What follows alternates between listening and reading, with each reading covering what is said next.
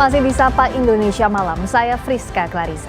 Selama 15 tahun terakhir, serapan tenaga kerja di sektor formal terus menyusut.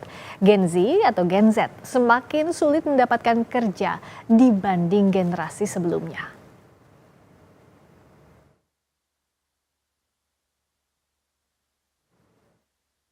Badan Pusat Statistik mencatat selama 15 tahun terakhir, serapan tenaga kerja di sektor formal terus menyusut.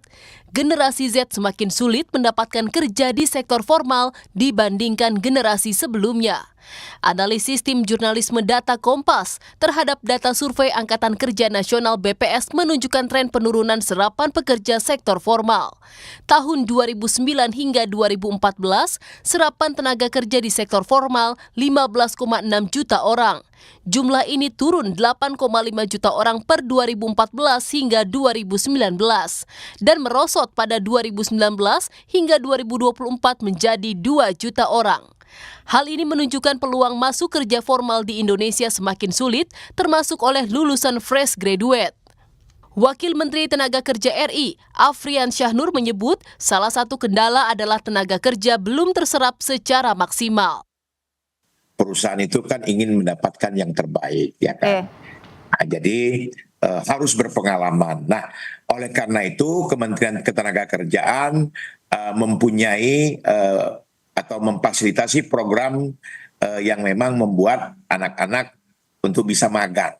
Jumlah yang memang masih bisa direkrut itu memang sangat belum maksimal. Jadi memang ini yang harus kita perhatikan agar bisa kita membuka kesempatan kerja kepada mereka agar bisa mereka magang dan mereka juga bisa melakukan rekrutmen.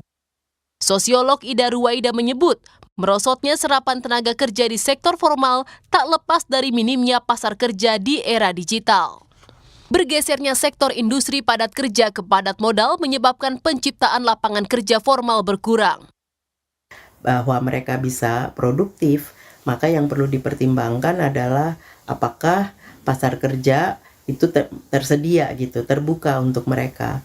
Di era digital ini memang kita sadari bahwa pasar kerja semakin terbatas karena banyak jenis pekerjaan yang sebetulnya kemudian digantikan oleh teknologi. Nah, ini yang kemudian perlu diperhatikan. Artinya memang sejak beberapa tahun yang lalu kita sudah mencoba mendiskusikan apakah kita padat karya atau padat modal. Di era digital ini kecenderungannya adalah semakin padat modal. Sementara itu data BPS juga menunjukkan pekerja informal masih mendominasi pasar kerja saat ini. Mulai tahun 2019, pekerja informal mencapai 75,65 juta orang, sementara pekerja formal 56,04 juta orang. Selanjutnya tahun 2020, pekerja informal mencapai 75,5, sementara pekerja formal 57,79 juta orang. Lalu di tahun 2024 saat ini, pekerja informal mencapai 784,13 juta orang, sementara pekerja formal hanya 58,05 juta orang. Tahun 2030, Indonesia akan mengalami masa bonus demografi. Pada periode itu, 64% dari total penduduk 297 juta berusia 15 hingga 64 tahun atau masuk dalam kategori usia produktif. Pemerintah harus segera mengambil langkah cepat agar serapan kerja kaum produktif meningkat sehingga ekonomi Indonesia ikut terkerek naik. Tim Liputan Kompas TV. Penyerapan pekerja di sektor formal terus menurun. Apa yang melatar belakangi hal tersebut dan upaya apa yang dilakukan pemerintah untuk meningkatkan serapan tenaga kerja untuk generasi Z? Kita bahas bersama Billy Mambrasar, staf khusus Presiden dan wartawan harian Kompas, Satrio Pangarso Wisanggeni. Selamat malam, Bung Billy, Mas Satrio. Selamat malam. Saya mau ke Mas Satrio, tolong dibacakan dulu datanya dan dianalisis bagaimana kalau dari data BPS 15 tahun ini kan ada penurunan makin tajam di sektor formal seperti yang tadi sudah disampaikan di tayangan sebelumnya. Apa yang jadi penyebab ketersediaan lapangan kerja atau kualitas pekerja ini menurun kalau di sektor formal? Di sisi lain kan sektor informal yang meningkat.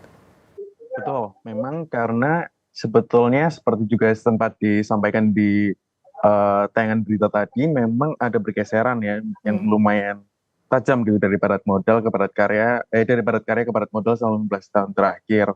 Misalnya itu di sejumlah sektor seperti informasi dan komunikasi itu, di situ seperti melingkupi yang misalnya startup, teknologi begitu memang mengalami investasi yang jauh lebih tinggi misalnya ketimbang pertanian gitu misalnya. Kemudian juga ada sektor-sektor yang mengalami semakin padat modal seperti manufaktur atau bahkan konstruksi atau juga transportasi dan pergudangan. Itu memang artinya pertambahan investasi di situ tidak dibarengi dengan tenaga kerja yang diserap juga lebih banyak, begitu Mbak Friska. Oke, kalau dengan kondisi seperti ini ke Bung Billy, apa yang dilakukan pemerintah? Serapan kerja formal ini terus menurun, di sisi lain memang kalau secara digital banyak lapangan pekerjaan baru, tapi kan banyak juga yang masih membutuhkan sektor formal ini, Bung Billy. Bagaimana pemerintah menganggap ini? Jadi sebenarnya kalau kita melihat kemajuan dari pendataan negara-negara lain, ya saya kasih contoh negara Amerika Serikat, mereka mempergunakan sistem yang namanya SSN, itu men-tagging nomor wajib pajak seseorang terhadap pekerjaan dan profesinya dia itu secara leluasa. Jadi artinya bahwa regardless, doesn't matter seseorang berpindah antara sektor formal ke non formal ke informal lalu balik ke formal, itu tidak masalah selama pendataannya itu baik dan pendataannya itu cukup. Nah, yang dilakukan oleh pemerintah saat ini, kita melihat secara secara sosiologis, karakter Gen Z ini itu memang berpindah-pindah pekerjaan dengan cepat. Kemudian mereka lebih memilih sektor yang fleksibel, ya sehingga supply pekerjaan kepada sektor formal itu memang berkurang dari sisi supply, bukan dari sisi demand, gitu. Dan kita lihat saja bahkan tahun lalu perekrutan CPNS itu beberapa instansi itu sepi peminat, kesulitan instansi tersebut untuk mencari Gen Z mendaftar. Jadi jumlah pendaftar dari Gen Z itu menurun. Artinya memang ada karakter yang berubah. Sehingga yang perlu dilakukan pemerintah satu tadi, sistem pendataan yang harus dibuat lebih fleksibel, di mana fleksibilitas itu kita bisa men-tagging seseorang dia berpindah sektor kemanapun, dia tetap bisa di-tracking dengan baik. Dan yang kedua adalah kita lihat arahan dari Presiden Joko Widodo melalui perubahan Undang-Undang Cipta Lapangan Kerja kemarin adalah untuk memberikan fleksibilitas dari sisi pemberi kerja agar mengakomodir keinginan daripada perilaku Gen Z yang dapat difasilitasi dan diakomodir dengan baik melalui terms and condition pekerjaan yang lebih fleksibel. Gitu. Nah, ini kabar baik atau tidak Mas Satrio? Artinya secara step pendidikan, secara penyediaan lapangan kerja yang ada sekarang dengan lebih banyaknya sektor informal, kalau berdasarkan data ini kabar baik atau tidak, atau ada yang perlu diwaspadai kalau Mas Satrio lihat? Nah, sebetulnya kalau dalam kondisi sekarang ya, dari informal dan formal itu mungkin memang ada sejumlah yang seperti Bung Billy ceritakan tadi, memang mungkin ada fenomena baru, tetapi kalau dari data juga menunjukkan bahwa sektor formal masih bisa memberikan kesejahteraan yang lebih baik. Karena dari BPS juga mencatat bahwa penghasilan sektor formal itu memang lebih tinggi daripada sektor informal saat ini. Kami juga akan menerbitkan liputan terbitan di besok, itu juga menunjukkan bahwa mungkin kewirausahaan yang di sektor informal itu juga masih didominasi dari usaha yang mungkin berpendapatan rendah. Itu juga artinya membuat masyarakat kita masih rentan kalau misalnya ada goncangan krisis misalnya seperti pandemi kemarin, begitu sih. Nah, ini kan menarik ya kalau pola pikirnya mana yang lebih dipilih. Mas Billy, misalnya kalau untuk pilihan sektor informal yang high risk, high return, tapi dalam kondisinya Gen Z yang baru mencari pekerjaan, tentu ini juga jadi challenge untuk pemerintah. Di sisi lain tadi datanya Mas Satrio bilang bahwa sektor formal ini masih rata-ratanya memberikan kesejahteraan lebih baik. Nah, pemerintah bagaimana menengahinya? Kalau Pak Jokowi juga kan sejak pemerintahannya sudah menggaungkan misalnya pendidikan vokasi. Tapi pada praktiknya apakah sudah semaksimal itu untuk serapan kerja di sektor formal maupun informal? Ya, kalau memang permasalahannya adalah accumulated income, kan ada dua hal di sini kan, pengukuran output daripada jumlah pekerja sebagai informasi pekerja informal itu sampai mencapai angka 83,34 juta di tahun 2023. Ini signifikan banget. Jadi kita bicara dari sisi mana output. Outputnya adalah aggregated output. Aggregated output adalah menjumlahkan keseluruhan income yang ada, di mana karena mereka terjun lebih banyak di sektor informal dan kewirausahaan, aggregated income dibandingkan dengan gaji yang formal itu lebih rendah.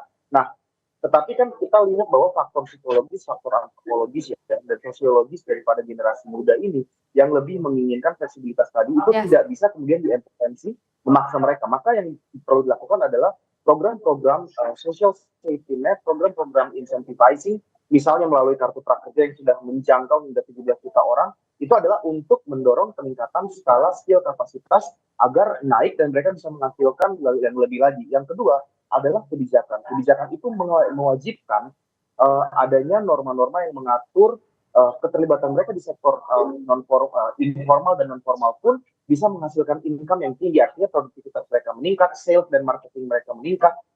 Ini harus ditunjang oleh insentif-insentif program pemerintah yang sedang berjalan dan cukup baik.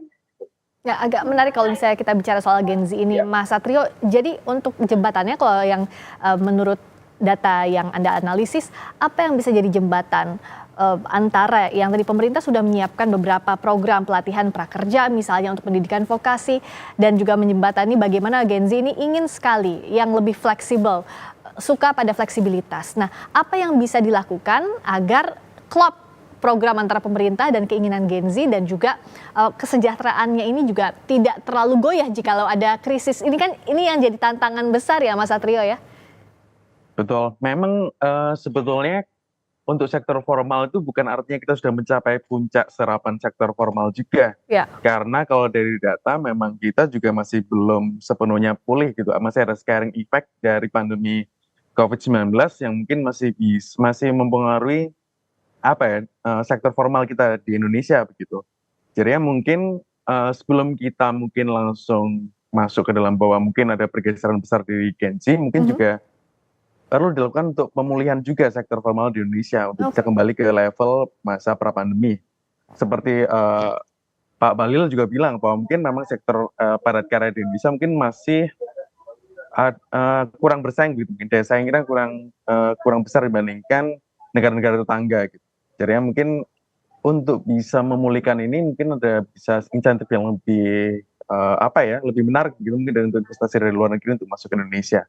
Gitu, tidak hanya untuk menarik yang sektor padat modal. Gitu sih Mbak Priska. Nah, kalau Mas Billy membacanya bagaimana? Ya menarik juga kalau kita lihat, kan kita tidak bisa parsial ya, hanya Gen Z saja yang diperhatikan, tapi di sisi lain juga angkatan kerja yang saat ini ada yang millennials, ada baby boomers, dan juga ada Gen Z yang baru masuk angkatan kerja. Bagaimana menyeimbangkan formal dan informal, kebutuhan sektor formal dan informal? Ya, dari pengalaman saya sendiri terjun melakukan pelatihan-pelatihan ya, baik melalui Papua Creative Hub atau melalui berbagai macam program yang lain. Memang karakternya itu berbeda antara generasi Y dan generasi Z, generasi X, Y, dan Z. Z ini memang adalah adventurers dan pengennya terjun ke sektor-sektor entrepreneurship, tetapi kemudian tidak dibarengi mungkin dari Mas Satrio tadi menyinggung dari sisi formal, tapi dari sisi informal pun peningkatan kapasitas itu juga harus dibarengi, sehingga ketika mereka memutuskan untuk sektor informal pun mereka harus memiliki kapasitas dan produktivitas yang tinggi agar menghasilkan economic output juga yang baik. Nah, kita juga tidak bisa menafikan tren dunia ini, ya, di mana tren buka, ya, di mana tren dari pekerjaan sendiri itu berubah. Kita lihat sekarang orang lebih memilih untuk bekerja dari rumah, orang lebih memilih untuk bekerja secara non formal dan membuat mereka kemudian memang tidak ingin daftar, tidak ingin nge-apply, tidak ingin melamar ke sektor formal. Nah, dari sisi kebijakan, insentif terbaik itu harus diluncurkan dan diharuskan kepada para pemberi kerja sektor formal untuk memastikan agar insentif terbaik bukan hanya dari sisi gaji ya, tetapi juga tunjangan, kemudian asuransi dan yang lain-lain itu dapat menjadi faktor-faktor yang atraktif bagi para pelamar kerja ini untuk terjun dan masuk ke dalam sektor pekerjaan formal.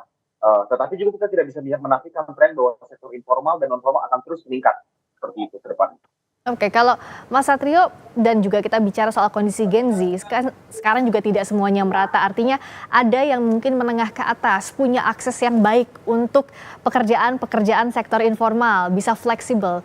Tapi untuk yang menengah ke bawah yang dicarinya adalah kerja formal atau bahkan kerja kasar.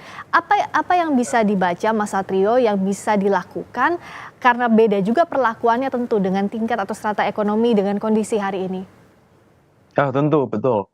Apalagi memang kalau kita melihat dari struktur pendidikan angkatan kerja kita itu masih mendominasi yang lulusan SMP begitu. 55% lulusan SMP. Nah, lulusan SMP itu mereka yang begitu besar jumlahnya ini, mereka yang berada dalam posisi terjepit begitu. Jadi mereka skillnya mungkin tidak begitu tinggi, mereka tidak punya modal untuk bikin usaha, tetapi sayangnya industri kita, perekonomian kita malah mulai meninggalkan mereka karena kita mulai masuk industri padat modal gitu misalnya. Nah itu dia, itu mungkin yang perlu menjadi perhatian lebih dari pemerintah untuk bisa menyiapkan mereka begitu, Ya. untuk bisa lebih mudah terserap. Baik, terakhir Mas Billy singkat saja bagaimana untuk menyerap tadi kondisi ekonomi yang berbeda-beda, misalnya lulusan SMP tidak bisa mengenyam pendidikan formal, tapi syaratnya banyaknya adalah minimal pendidikan begitu, sementara kerja vokasinya kemana nanti salurannya? Bagaimana Mas Billy? Iya, ini kan dua hal yang berbeda. Kita bicara angkatan kerja dan kita bicara aksesibilitas dan tingkat partisipasi pendidikan. Memang lulusan generasi muda Indonesia itu didominasi oleh lulusan SD dan SMP. Hanya 6,4% berdasarkan data BPS yang adalah lulusan S1. Jadi kalau kita melihat refleksi daripada jumlah angkatan kerja yang memang mayoritas dari lulusan SMA dan SMP, karena itu merefleksikan angka partisipasi murni dan angka partisipasi kasar pendidikan Indonesia yang memang mayoritas dominasi SMP dan SMA. Jadi kalau kita melihat kebijakan-kebijakan pendidikan yang diluncurkan oleh Presiden Jokowi dengan memberikan beasiswa KIP, meningkatkan dana BOS, meningkatkan anggaran pendidikan konsisten ya di angka 20% dan meningkat terus setiap tahunnya, tujuannya adalah untuk merubah struktur demografik tenaga kerja muda Indonesia itu akan berubah, dan kita lihat angkanya itu berubah jauh yang sekarang dibandingkan dengan saat pertama kali Presiden Jokowi mengambil pemerintahan itu berubah. Harapan ke depannya angkatan kerja kita akan didominasi oleh lulusan-lulusan S1 sesuai dengan cita-cita kita, seperti Amerika 30%, Singapura yang mencapai angka 50%, ke depannya akan seperti itu. Semakin tinggi tingkat pendidikan seseorang, maka semakin tinggi kapasitas juga, itu harapan kita. Baik, terima kasih Mas Billy Mambrasar, staf khusus Presiden, dan juga wartawan harian Kompas, Satrio Pangarso Wisanggeni, atas perspektifnya malam ini. Terima kasih. Sampai jumpa lagi. Terima kasih, selamat malam. Selamat malam. Berikutnya saudara, kami kembali lagi.